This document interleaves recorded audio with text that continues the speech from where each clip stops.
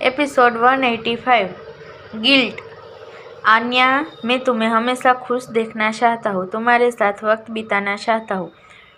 अरशद, उसकी आंखों में अनन्या के लिए बेपनाह प्यार था, जिसे वो कभी भी अनन्या के सामने एक कपल के तौर पर जाहिर नहीं कर पाया था। हालांकि अनन्या भी यह समझने लगी थी, मगर इस बार अरशद का बिहेवियर उसके समझ से परे था। किसी इंसान का अचानक से बदल जाना किसी को भी सोचने के लिए मजबूर कर सकता था। अनन्या भी इस बारे में सोच रही थी और उसे लग रहा था अरशद यह सब उसका ध्यान भटकाने के लिए कर रहा है। उसने कहा, अरशद, मैं भी तुम्हारे साथ वक्त बिताना चाहती हूँ, पर इस तरह से नहीं। मैं जानती हूँ तुम्हारे लिए यह सब बहुत अलग और मुश्किल है, शायद इरिटेटिंग भी है।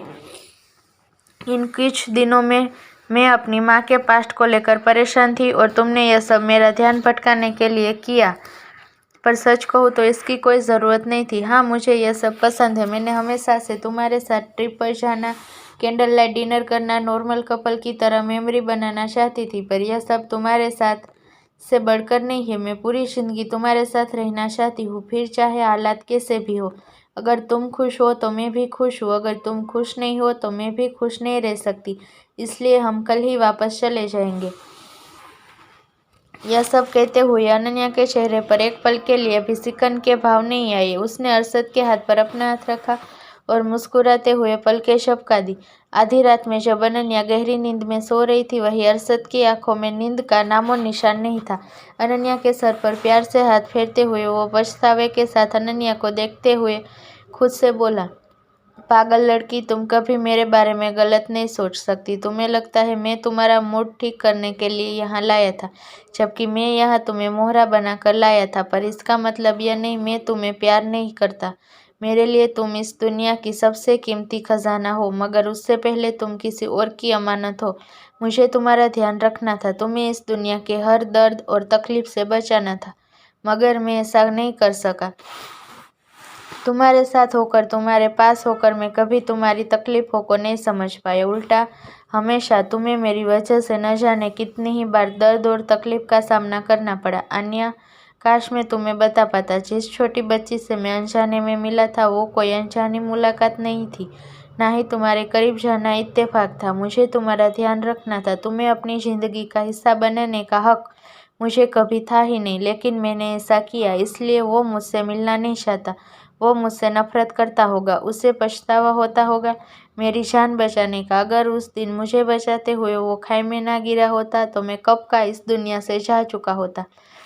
मेरी ज़िंदगी उसकी दी हुई अमानत है। वो भले ही मुझसे ना मिलना चाहे, लेकिन मुझे उससे मिलना होगा। खास मैं तुम्हें उसके बारे में बता पाता, पर मैं चाहता हूँ वो खुद तुम्हें अपने बारे में बताए, इसलिए तुम्हें इंतज़ार करना होगा। अरशद का मन पछतावे से भरा था, उसकी आंखों में नमी थी। शायद देविक उसके लिए बहुत मायने रखता था। दूसरी तरफ देविक रिजॉर्ट की छत से सबसे करीब भी रात की रोशनी में चमचमाते टापू को देखते हुए दुखी लग रहा था। खामोशी भारी रात में भी उसकी आंखें उसके उस दर्द को बयां कर रही थी जिसे वो सबसे छुपाते आया था। बॉस, शिप तैयार है, प्रणव ने वहां आते हुए देविक से कहा। वो समझ नहीं पा रहा था, जब अनन्या उसके बॉस की बहन थी, फिर क्यों देविक उनसे बच रहा था। इंडिया आने के कुछ महीने बाद ही जब अचानक से एडी की तरह से देविक की तलाश शुरू हुई थी, उस वक्त उसे लगा था शायद वो एडी के मार्केट में अपना पैर जमा रहे, इसलिए वो इनसिक्योर है। तो वहीं देविक जो एक इटली माफिया था, इंडिया में वो अपनी सारी पावर उसे यूज़ करके भी एडी से नहीं जीत सकता था, इसलिए वो एडी से बच रहे थे। मगर सच्चाई उसकी सोच के कई दर्जे अलग थी। उसने झिझकते हुए देविक से पूछा, बॉस, क्या आप अपनी बहन से मिलेंगे नहीं? इस पर देविक पहले तो कुछ देर खामोश रहा, फिर प्रणव की ओर देखते हुए गंभीरता से कहा, आज पूछ लिया है, दोबारा यह गलती ना हो तो बेहतर है। शिप में बैठने से बाहर देविक ने खामोशी में एक नज़र दूर टापू को देखा और मन ही मन कहा, उम्मीद करता हूँ तुम मेरे पीछे आना बंद कर दोगे, क्योंकि तुम भी जानते हो हमारी मुलाकात तुम्हें दर्द देगी जो मैं नहीं चाहता। देविक ने एक गहरी सांस ली और शिप के अंदर चला गया। पिछले 3 सालों में वो कई बार इंडिया आ चुका था और इसका एक लौता रीज़न अनन्या थी, मगर अब अनन्या ठीक थी और अरशद भी उसकी तलाश कर रहा था। वो उसकी तलाश में मालदीव आ पहुंचा था और वह तब तक उसका पता लगाता रहेगा जब तक उसकी तलाश पूरी नहीं हो जाती। यह सब देखते हुए देविक ने इटली वापस लौटने का फैसला कर लिया, मगर इटली वापस जाने से पहले उसे अनन्या के ऊपर मंडरा रहे सबसे बड़े खतरे को खत्म करना होगा। फोन ऑन करते हुए उसे एक अनसेव्ड नंबर डायल किया। कॉल रिसीव होते ही उसने कहा, कहाँ है वो?